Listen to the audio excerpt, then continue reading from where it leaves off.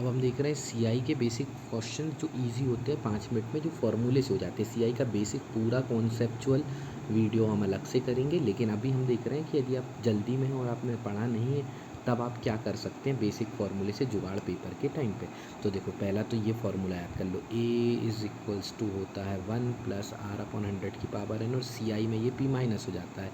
वो तो हम जानते ही हैं कि मूलधन लास्ट में घटा देते हैं, तो मिश्रधन है ये, और ये ब्याज हमारा प्रिंसिपल है। ये क्या है, A मिश्रधन है, P क्या है मूलधन है, R क्या है रेट है, N क्या है टाइम है, CI क्या है कंपाउंड इंटरेस्ट है। कंपाउंड इंटरेस्ट को यदि हमें निकालना है तो ये हमने मिश्रधन का फॉर्मूला ज्यों का त्यों रिपीट किया।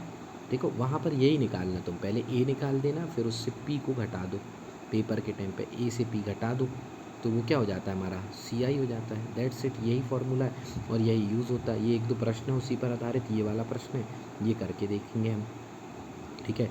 नेक्स्ट अगला जो आता है भैया तुम्हारा अब एक तो ये था बेसिक फार्मूला वाले क्वेश्चन, ठीक है।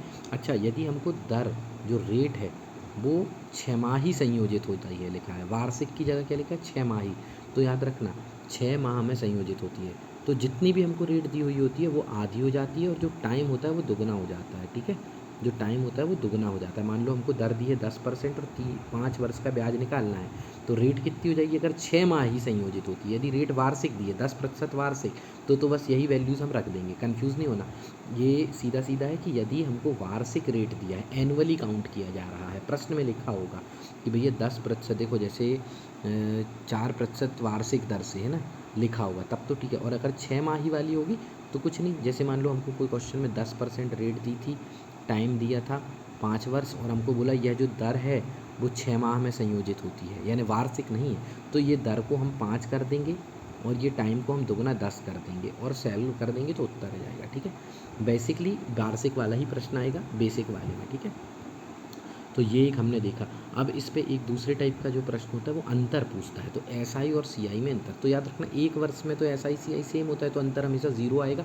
वो आपको बड़े बड़े डेटा देगा, लोग कैलकुलेट करने बैठते हैं, ये याद रखना पड़ता है कि 1 वर्ष में तो SI CI होता नहीं, क्योंकि CI क्या है SI पर ब्याज, यानी ब्याज पर ब्याज, तो इसलिए। अच्छा, 2 वर्ष का अंतर है तो ये डायरेक्ट फार्मूला होता है निकालने का, और कुछ नहीं। ये रट लो कि भाई अगर हमको मूलधन दिया होगा, P रेट दी होगी और बोलेगा 2 वर्ष का CI और SI का अंतर ज्ञात करो, ये हमसे क्वेश्चन बोलेगा, तब हम क्या करेंगे P इंटू R² / 100²।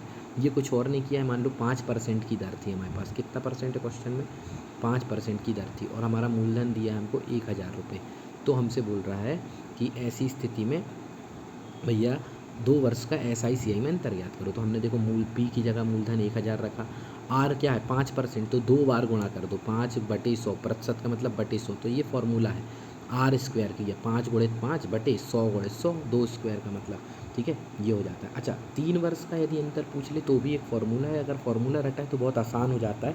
बस एक चीज़ ध्यान रखनी होती है, यहाँ पर मैंने लिखा नहीं है वो लिख लेना, x = 1/r होता है, ठीक है, ये याद रखना। x क्या होता है 1/r होता है। तो हमको मतलब दिया है, मान लो दर हमको दी है कोई प्रश्न पे 20%, तो 20% का मतलब क्या हुआ भाई 20/100।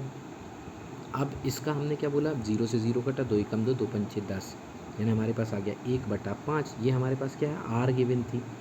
हमने क्या बोला x क्या हो जाता है 1/1, फिर समझना हमने r निकाला, अभी क्या हमने r निकाला है 1/5, तो x क्या हो जाएगा 1/r, दैट मीन्स 1/1/5, तो ये 5 ऊपर चला जाएगा, यानी इन शॉर्ट उल्टा होता है। x r जितना भी आए उसका उल्टा होता है। यदि x हमारा r आ जाए 3, तो हमारा x क्या हो जाएगा 1/3, और बस यही वैल्यूज़ को x की इस वैल्यू को जो r का अपोजिट होती है उसको यहाँ रख दो। 3 ईयर वाले फार्मूले में 3 ईयर का डिफरेंस निकालने का डायरेक्ट फार्मूला होता है, वो क्या होता है, तो भाई p यानी हमारा जो मूलधन है 3 × x कैसे निकाला हमने देख लिया, +1/x³, that's it. Last type का इसमें क्वेश्चन है भाई, जनसंख्या वाले और मशीन वाले प्रश्न बहुत पूछते हैं। तो देखो कोई जनसंख्या वाले प्रश्न में सीधा अगर मान लो 2 वर्ष बाद की जनसंख्या पूछे तो सीधे यही मिस जो हमने अभी अमाउंट का फॉर्मूला पढ़ा था वो लगा देना, पी ब्रैकेट में 1/12 की घात है।